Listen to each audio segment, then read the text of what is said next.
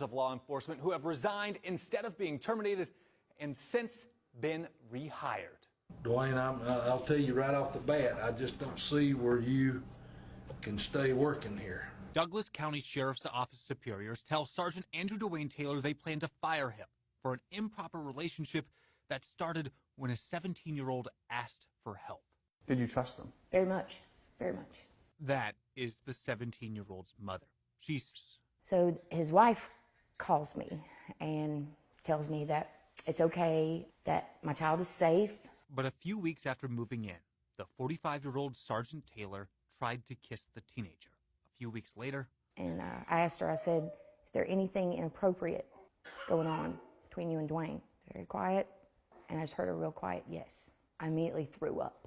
According to the documents from Douglas County, Sergeant Taylor admitted to investigators he had sex regularly with that teenager, including while he was on duty.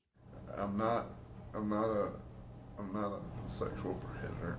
And legally, he's right, as the age of consent in Georgia is 16. You can't be a police officer and do things like that. Who's going to trust you? And if it did get out, it would undermine the confidence that the public has, or the respect that the public has for our office. Taylor begged that day for his job, asking for anything short of termination.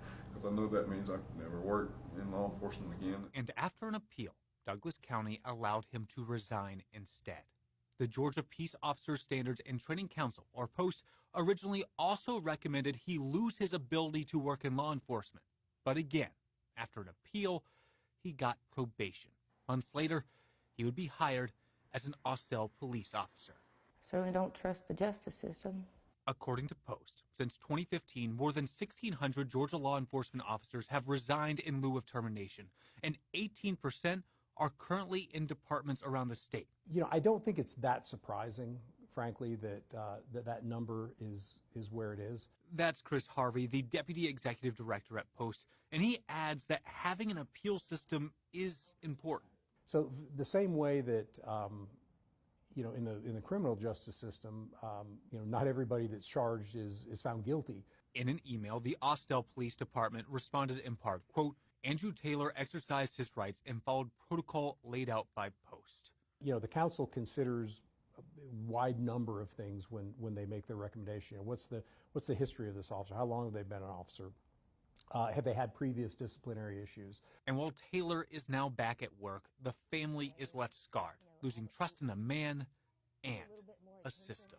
Don't be quite so trusting, even with people that you know. We did reach out to Mr. Taylor, and after a lengthy off-the-record discussion with him over the phone, he declined to comment for the story.